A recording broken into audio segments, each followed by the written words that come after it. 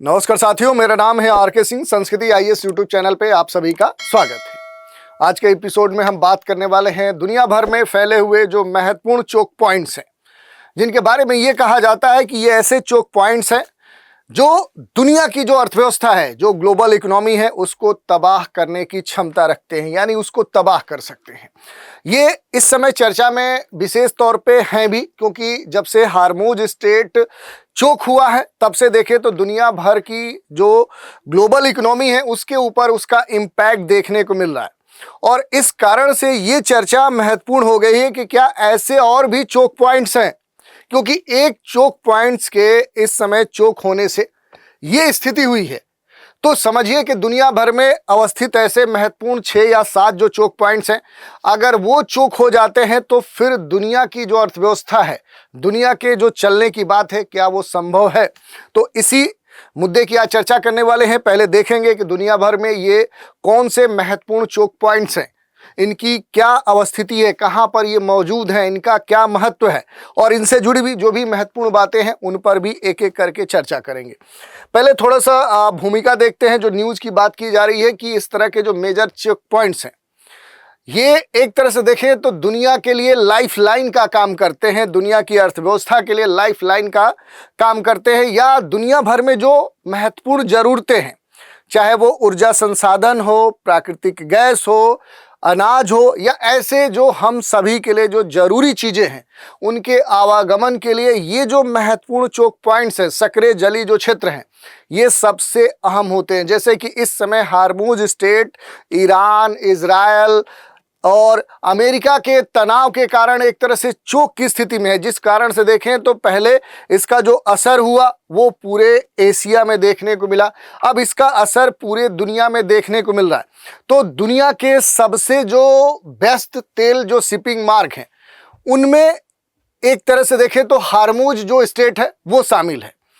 और पहले ही से आप जानते हैं कि इस समय क्या हो रहा है कि जो यहाँ पर तनाव की स्थिति हो रही है, जिस कारण से देखें तो यहाँ पर गुजरने वाले जो जहाज हैं उनके ऊपर अटैक किए जा रहे हैं, आसपास के जो क्षेत्र है वो युद्ध की बलि चढ़ रहे हैं।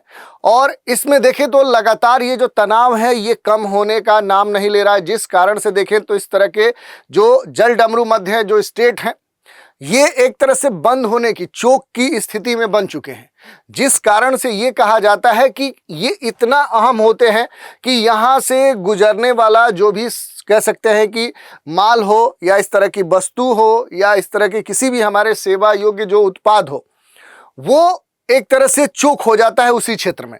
और इस कारण से देखें तो जो अर्थव्यवस्था है, जो एक तरह से वस्तुओं का जो आदान प्रदान होने की जो स्थिति है वो प्रभावित होती। और इसी कारण से देखें तो ग्लोबल स्तर पे ऐसे बहुत सारे जो चोक पॉइंट्स हैं वो महत्वपूर्ण हो जाते हैं, क्योंकि इसमें चर्चा यही हो रही है कि एक हार्मुज जो स्टेट है उसके चोक होने से पूरी दुनिया में हाहाकार मचा है। जैसे आप देखेंगे भारत में ही गैस सिलेंडर की, पेट्रोल की किल्लत हो गई है, लंबी लंबी लाइनें लग रही हैं। पहले से लोग डर गए हैं कि ठीक है, भारत के पास तो अब सिर्फ 40 दिनों का तेल बचा है, और अगर तनाव नहीं खत्म हुआ तो स्थिति बहुत ही गंभीर हो जाएगी।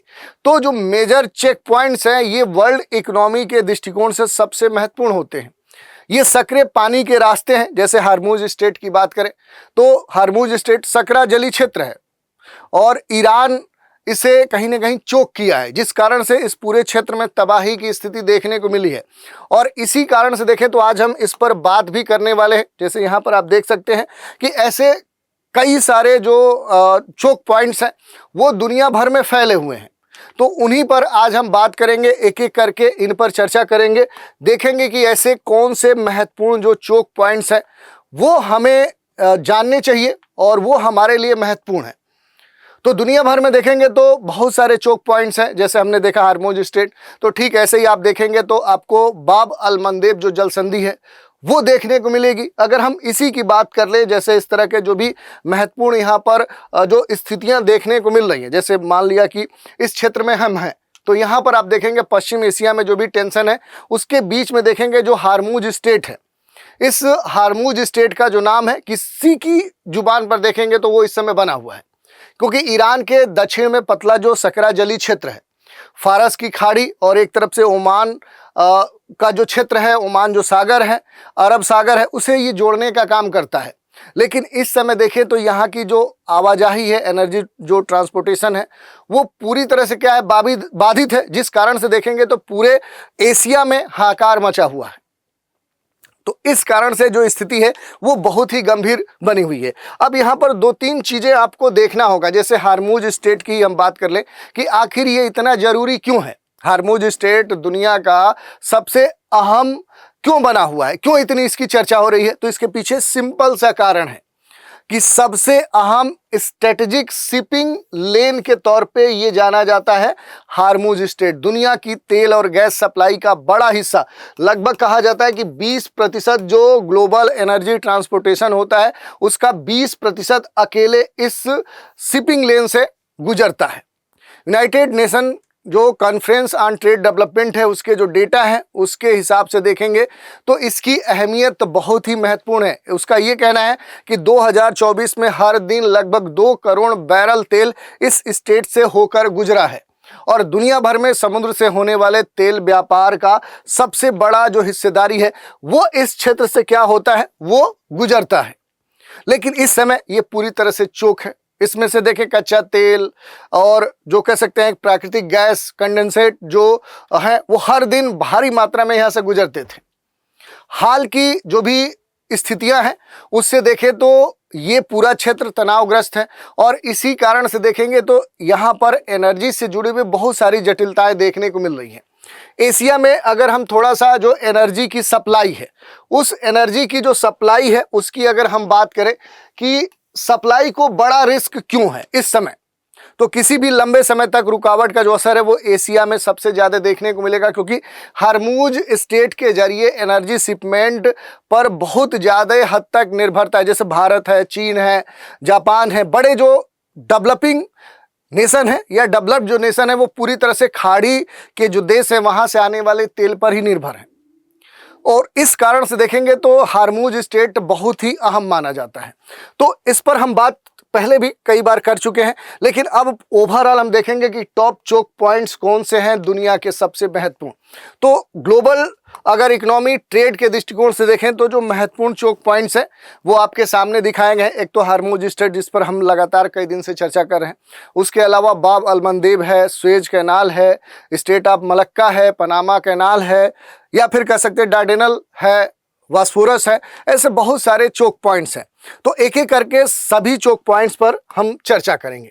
सबसे पहले देखते हैं यहाँ पर मलक्का जो स्टेट है, ये महत्वपूर्ण है। अगर इसके भौगोलिक अवस्थिति की बात करें कि मलक्का स्टेट की भौगोलिक अवस्थिति कहाँ पर है, तो मलक्का जलडमरूमध्य दुनिया के सबसे स्ट्रेटेजिक, रणनीतिक और व्यस्तम जो समुद्री मार्ग है उनमें से ये एक माना जाता है। यहाँ पर देखिए इंडोनेशिया, मलेशिया, सिंगापुर, इनके बीच में इसकी जो अवस्थिति है वो आपको देखने को मिलती है। और ये जो स्टेट है इधर देखेंगे तो पूरा जो अंडमान सी है उसको क्या करता है, इधर जो जावा सी है उससे जोड़ने का काम करता है।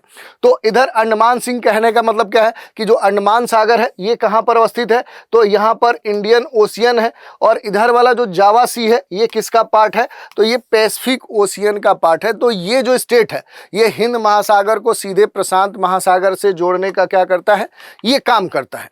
ये पश्चिम में जो सुमात्रा है, सुमात्रा के इंडोनेशिया जो द्वीप है, और जो पूर्व में कह सकते हैं कि जो प्रायद्वीपीय पश्चिम मलेशिया है एवं चरम जो दक्षिणी थाईलैंड है, उनके बीच इसकी जो स्थिति है वो देखने को मिलती है। यहाँ पर भारत, चीन, जापान और दक्षिण कोरिया जाने वाले जो भी ज़्यादातर समुद्री जो व्यापार है वो इसी रास्ते से होकर गुजरता है और इसी कारण से दुनिया के सबसे व्यस्तम व्यापारिक रूटों में ये गिना जाता है। क्या इसका महत्व है, तो महत्व तो हम पहले ही बता दिए। इसके अलावा भी अगर देखें तो मध्यपूर्व और पूर्वी जो एशिया है उसके बीच में सबसे छोटी समुद्री मार्ग, और एशिया, मध्यपूर्व और यूरोप के मध्य परिवहन के समय देखें तो ये लागत कम करने के दृष्टिकोण से सबसे अहम माना जाता है। इस गलियारे के माध्यम से या इस स्टेट या इस जल डमरू गलियारे के माध्यम से विश्व के समुद्री व्यापार का एक बड़ा हिस्सा यहाँ से गुजरता है। तो ये दो मुख्य एशियाई उपभोक्ताओं के बीच में देखें तो एक महत्वपूर्ण कह सकते हैं कि व्यापारिक क्षेत्र के रूप में मौजूद है। दूसरी बात करें तो अंडमान निकोबार जो कमान है उसकी स्थापना 2001 में हुई थी, और मलक्का जो जल डमरू मध्य है इसमें भारत को देखें तो एक रणनीतिक स्तर पे इस क्षेत्र का अहम साझेदार माना जाता है। दूसरी बात कहें तो मलक्का जो जलडमरू मध्य है, इसमें भारत के जो भी रणनीतिक हित है, उन हितों की रक्षा के लिए देखेंगे तो द्वीपों में जो भी सैन्य संपत्तियां हैं उनकी तेजी से तैनाती भी बढ़ाई गई है। दूसरी तरफ देखेंगे तो भारत के लिए ये जो जलडमरू मध्य है, ये सबसे अहम माना जाता है। क्यों माना जाता है? तो भारत के लिए ये इसलिए अहम हो जाता है कि भारत की जो लुक ईस्ट या एक्ट ईस्ट जो पॉलिसी है, उस पॉलिसी के अंतर्गत अत्यंत महत्वपूर्ण है, जो दक्षिण पूर्व एशिया की ओर संपर्क को सुनिश्चित करता है और हिंद महासागर के जो भी समुद्री मार्ग हैं उनकी सुरक्षा की निगरानी करता है। तो आप समझ सकते हैं कि जैसे हार्मूज स्टेट है, ठीक वैसे ही क्या था कि यहाँ पर हमने देखा मलक्का स्टेट महत्वपूर्ण है। ऐसे ही एक और स्टेट है, एक और जलीय क्षेत्र है जिसे बाब अल मंदेब जल संधि या स्टेट कहते हैं। लोकेशन कहां पर देखने को मिलेगा? तो इसका लोकेशन बहुत ही महत्वपूर्ण है। आप देखेंगे कि यहाँ पर जो यमन है और जो जिबूती है, यहाँ पर इधर अफ्रीका आपको कंटिनेंट देखने को मिलेगा और इधर देखिए पश्चिम एशिया का जो यमन है, यहीं पर ये जो आपको बाब अल मंदेब जो जल संधि है वो आपको देखने को मिलती है। क्योंकि एक तरफ देखेंगे तो इधर पूरा लाल सागर वाला क्षेत्र है, इधर आप देखेंगे तो गल्फ ऑफ जो अदन है, इन दोनों को ये जोड़ने का काम करती है। तो एक तरह से लाल सागर को अदन की खाड़ी से और फिर यहाँ से आगे बढ़ेंगे तो इधर इंडियन जो ओशियन है उससे ये जोड़ने का काम करती है। स्वेज नहर जाने वाली सभी जहाज़ों को यहाँ से गुजरना पड़ता है। हाल ही में ये रूट सुरक्षा कारणों से देखें तो बहुत ही चर्चा में था। इसके अलावा अगर आप देखेंगे तो एक और महत्वपूर्ण ऐसा ही चोक पॉइंट है जिसे हम क्या बोलते हैं? स्वेज कैनाल बोलते हैं, स्वेज नहर बोलते हैं। ये कहाँ पर देखने को मिलेगी? तो यहाँ पर इसकी अवस्थिति देखने को मिलेगी। स्वेज नहर मिस्र के स्वेज जो जलडमरू मध्य है उसके आर पार उत्तर से दक्षिण दिशा में फैला हुआ कह सकते हैं कि कृत्रिम समुद्री जलमार्ग है, यानी मानव निर्मित है। ये एक महत्वपूर्ण अंतर्राष्ट्रीय जहाजरानी मार्ग है जो लाल सागर पर स्थित स्वेज जो शहर है उसके माध्यम से भूमध्य सागर को एक तरफ आप देखेंगे तो लाल सागर से क्या करता है? ये जोड़ने का काम करता है, कनेक्ट करता है। ये अफ्रीका और एशिया महाद्वीप को क्या करता है? अलग करता है। क्योंकि इधर देखेंगे तो एशिया महाद्वीप है, इधर आप देखेंगे तो अफ्रीका महाद्वीप है और किसी भी स्टेट या इस तरह के जलडमरू मध्य का यही नेचर होता है कि दो जलीय क्षेत्रों को वो जोड़ता है, दो स्थलीय खंडों को अलग करता है। तो ये अफ्रीका एशिया महाद्वीप को अलग करता है। ये यूरोप और एशिया के बीच में यात्रा करने वाले जो भी जहाज हैं उनके जो मार्ग हैं, जो रूट्स हैं, उनकी दूरी कम कर देता है। स्वेज जो नहर है ये स्वेज के सक्रिय भूभाग की अगर हम बात करें तो लगभग 193 किलोमीटर लंबा है और इसके महत्वपूर्ण क्षेत्रों में ही आता है। उत्तरी छोर पर देखेंगे तो भूमध्य सागर है, इधर आप देखिए इसके उत्तर में ये पूरा मेडिटेरेनियन सी आपको देखने को मिल जाता है। दक्षिणी छोर पर आएंगे तो स्वेज की खाड़ी जो है वो आपको देखने को यहाँ पर मिल जाएगी। लाल सागर से जहाज हिंद महासागर तक यहाँ पहुँच जाते हैं। तो इस कारण से देखेंगे कि जो स्वेज नहर है ये बहुत ही महत्वपूर्ण मानी जाती है। भौगोलिक दृष्टि से ये नहर मिस्र के उत्तर पूर्वी भाग में स्थित है और स्वेज के जो स्थमस है, जो स्थमस का मतलब कि एक ऐसा सकरा स्थली जो खंड होता है जो दो बड़े जो स्थलीय खंड हैं उनको जोड़ने का काम करता है, दो बड़े जलीय खंड जो होते हैं उनको अलग करने का काम करता है। तो उस स्थिति में ये फैला हुआ है और ये उत्तर में जो पोर्ट सईद आपको यहाँ पर देखने को मिल रहा है उससे लेकर दक्षिण में जो स्वेज यहाँ पर आप देखेंगे जो सिटी है और स्वेज की जो खाड़ी है, स्वेज जो गल्फ है, यहाँ तक ये फैला हुआ है जो प्रभावी रूप से अफ्रीकी जो महाद्वीप है उसको वहाँ जो सिनाई पेनिसुला है उससे क्या करता है? ये अलग करने का काम करता है। यूरोप और हिंद महासागर और प्रशांत महासागर के बीच में कह सकते हैं कि सबसे छोटी जो समुद्री जो मार्ग है, सी जो रूट्स है, उसका ये निर्माण करता है। तो आप समझ सकते हैं ये एक तरह से आर्टिफिशियल है, कृत्रिम मानव निर्मित है। तो इसके बारे में हमने देखा। इसके अलावा अगर थोड़ा सा पनामा नहर की बात कर लें, क्योंकि ये भी एक महत्वपूर्ण चोक पॉइंट है, अगर इसके लोकेशन की बात करें कि आखिर पनामा नहर कहाँ पर हमें देखने को मिलेगा, तो इधर उत्तरी अमेरिका महाद्वीप है, इधर दक्षिणी अमेरिका महाद्वीप है। तो मध्य अमेरिका में जाएंगे तो यहीं पर पनामा देश यहाँ पर देखने को मिलेगा। वहीं पर ये पनामा नहर आपको देखने को मिलेगी जो एक महत्वपूर्ण वैश्विक शिपिंग रूट्स है, एक मार्ग है। हाल ही में देखिए तो भू राजनीतिक तनाव का ये केंद्र बना रहा है और इस कारण से ये बड़ा चर्चा में है। पनामा नहर ये भी क्या है? एक मानव निर्मित समुद्री मार्ग है। अटलांटिक महासागर और प्रशांत महासागर को क्या करता है? ये जोड़ने का काम करता है। दूसरी तरफ लगभग 80 किलोमीटर इसकी लंबाई है और ये पनामा जो देश है उसके पनामा द्वीप समूह के एस्थमस पर बना है। एस्थमस बार बार वही आ रहा है, एस्थमस कुछ नहीं होता, जैसे स्टेट होता है ठीक उसके उल्टा एस्थमस होता है। जैसे स्टेट या जल संधि जो होता है कि दो जलीय क्षेत्रों को जोड़ने का काम करता है, दो स्थलीय खंडों को अलग करता है, तो ठीक वैसे एस्थमस क्या होता है कि दो स्थलीय खंडों को जोड़ता है, दो जलीय खंडों को अलग करता है। इस पनामा नहर का अगर निर्माण की बात करेंगे तो अमेरिका के द्वारा इसका निर्माण किया गया, लेकिन आधिकारिक तौर पे इसे 1914 में खोला गया। ये जो नहर है विश्व के सबसे प्रमुख समुद्री मार्गों में शामिल की जाती है और ये विश्व के समुद्री व्यापार का लगभग 6 से लेकर 10% जो शेयरिंग है वो खुद संभालता है। अंतर्राष्ट्रीय व्यापार के लिए देखें तो लागत या फिर समय या फिर दूरी के हिसाब से ये काफ़ी किफ़ायती मानी जाती है और इसी कारण से ये महत्वपूर्ण भी माना जाता है पनामा नहर। अगर इसके हस्तांतरण की बात करेंगे तो पनामा जो संधि है जिसे टेरिजोस कार्टर संधि के नाम से भी जाना जाता है, 1977 में अमेरिका और पनामा के बीच में नहर को चरणबद्ध तरीके से कह सकते हैं पनामा को सौंपने के लिए हस्ताक्षर किए गए थे। नियंत्रण और हस्ताक्षर की बात करें तो 21 दिसंबर 1999 को पनामा नहर पनामा को सौंप दी गई। तो ये महत्वपूर्ण बात है। क्या इस नहर के महत्व है? अगर पनामा यहाँ पर कैनाल की ही बात कर ले कि इसके महत्व क्या है, तो ये जो नहर है ये अटलांटिक महासागर को प्रशांत महासागर से क्या करती है, ये जोड़ने का काम करती है। अमेरिका के पूर्वी और पश्चिमी तटों के बीच में व्यापार के लिए एक महत्वपूर्ण कह सकते हैं कि यहाँ पर रूट अवेलेबल कराती है और यहीं पर 82 किलोमीटर फैला ये मार्ग है और यहाँ पर एक महत्वपूर्ण जो झील है लेक गैटून ये भी देखने को मिलती है। तो गैटून झील के माध्यम से जहाज़ों को समुद्र तल से लगभग 26 मीटर ऊपर उठाने के लिए परस्पर जुड़े हुए तालों का ये उपयोग करती है। तो ये इसके बारे में हमने देखा। ऐसा ही एक महत्वपूर्ण चेक पॉइंट है जिब्राल्टर स्टेट, जिब्राल्टर जल संधि कहा जाता है। ये वो जल निकाय है जो यूरोप को अफ्रीका से क्या करता है, अलग करता है। एक तरफ आप देखेंगे इधर ये यूरोप वाला क्षेत्र है, इधर आप देखेंगे अफ्रीका वाला क्षेत्र है, मोरक्को है, इधर स्पेन है। दोनों को स्टेट ऑफ जो जिब्राल्टर है ये अलग करती है और ये दो बड़े जलीय क्षेत्र जो हैं उनको क्या करता है, जोड़ने का काम करता है। इधर देखिए भूमध्य सागर है, इधर अटलांटिक ओशियन है। ये आइबेरियन प्रायद्वीप के दक्षिणी छोर पर स्थित है और ये अटलांटिक महासागर को भूमध्य सागर से जोड़ने का काम करता है और भूमध्य सागर में प्रवेश का एकमात्र प्राकृतिक रास्ता भी माना जाता है।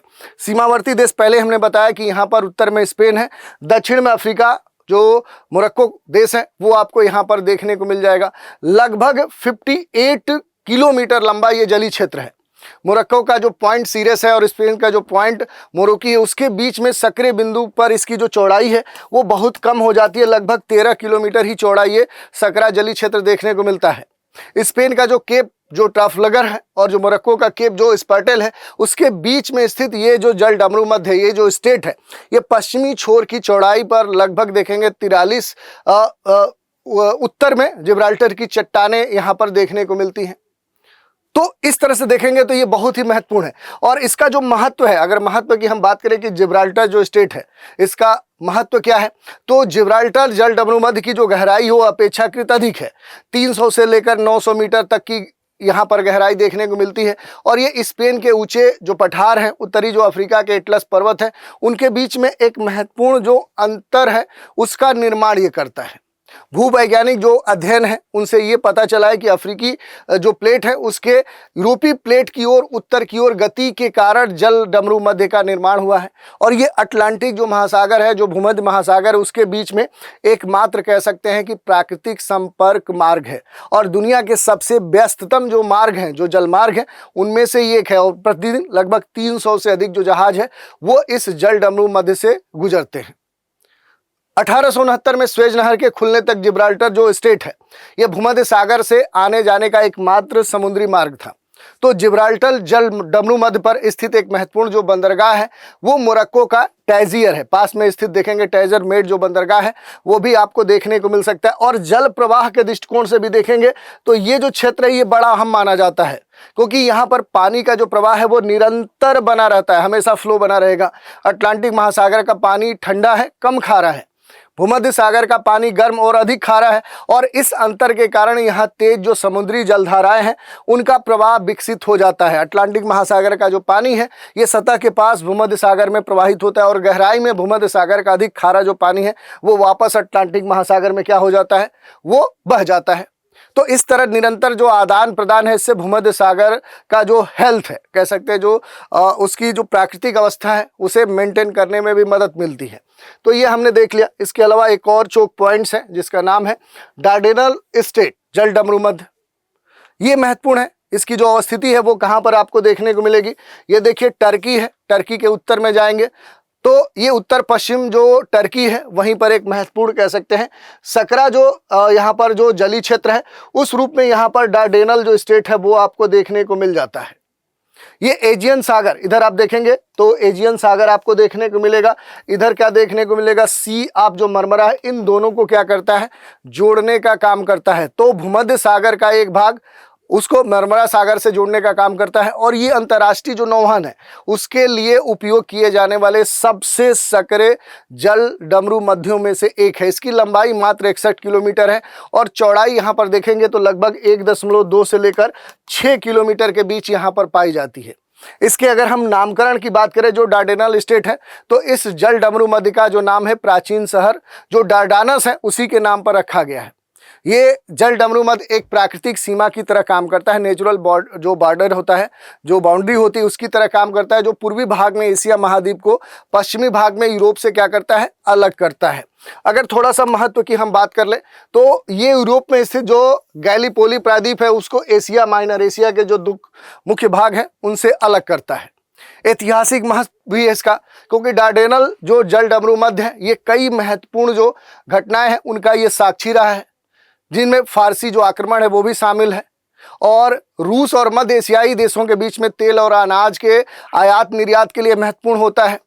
भूमध्य सागर और दुनिया के बाकी महासागरों तक पहुंच के लिए भी देखें तो ये महत्वपूर्ण जलीय क्षेत्र माना जाता है। इसके तटों पर स्थित जो प्रमुख बंदरगाह है जैसा कि हमने बताया कि गैलीपोली है, एसेबाट है, चनाकले है, ये सब यहाँ पर देखने को मिल जाते हैं। और डार्डेनल के अलावा देखेंगे तो यहाँ पर एक और स्टेट देखने को मिलेगा जिसका नाम क्या है, बॉस्फोरस स्टेट है। ये भी महत्वपूर्ण है, इसकी भी अवस्थिति यहीं पर है। ये काला सागर को मरमरा सागर से क्या करता है, जोड़ने का काम करता है। ये स्टेट है, इधर ब्लैक सी है, इधर सी आप जो मरमरा है वो आपको देखने को मिलेगा। तो एक प्राकृतिक जल डमरू मध्य के तौर पे यहाँ पर अवस्थित है।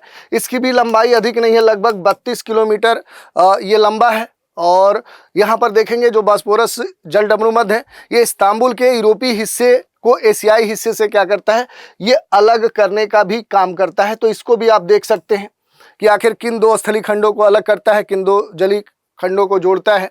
बॉस्फोरस और डार्डेनल जल डमरू मध्य, जिन्हें तुर्की जल डमरू मध्य या काला सागर जल डमरू मध्य के नाम से भी जाना जाता है, मरमरा सागर के माध्यम से एजियन सागर और काला सागर को जोड़ते हैं। तो इस तरह से देखेंगे कि ये दोनों जो स्टेट हैं, चाहे वो डार्डेनल स्टेट हो चाहे वो बॉस्फोरस स्टेट हो, ये एक दूसरे को कहीं ना कहीं इंटीग्रेट करते हैं। अब यहाँ पर अगर आप देखेंगे कि इस बॉस्फोरस स्टेट की जो उत्पत्ति है, इसके नाम की उत्पत्ति है किस आधार पर हुई है, तो बॉस्फोरस से लिया गया, यूनानी शब्द है। बॉस्फोरस क्या है, ये यूनानी शब्द है जिसका अर्थ होता है पशु जल डमरू मध्य या बैलघाट। इसी नाम की उत्पत्ति ईओ की यूनानी जो पौराणिक कथा है उनमें इसका उल्लेख देखने को मिलता है। अब यहाँ पर अगर हम थोड़ा सा बॉस्फोरस स्टेट के सामरिक महत्व की बात करें कि आखिर इस स्टेट का जो महत्व है वो स्ट्रेटजिक स्तर पे क्या है, तो ये एक ऐसा समुद्री मार्ग है जिसके माध्यम से काला सागर के बंदरगाह से भूमध्य सागर और उसके आगे तक क्या हो सकते हैं, हम पहुँच सकते हैं। तो इस दृष्टिकोण से महत्वपूर्ण है।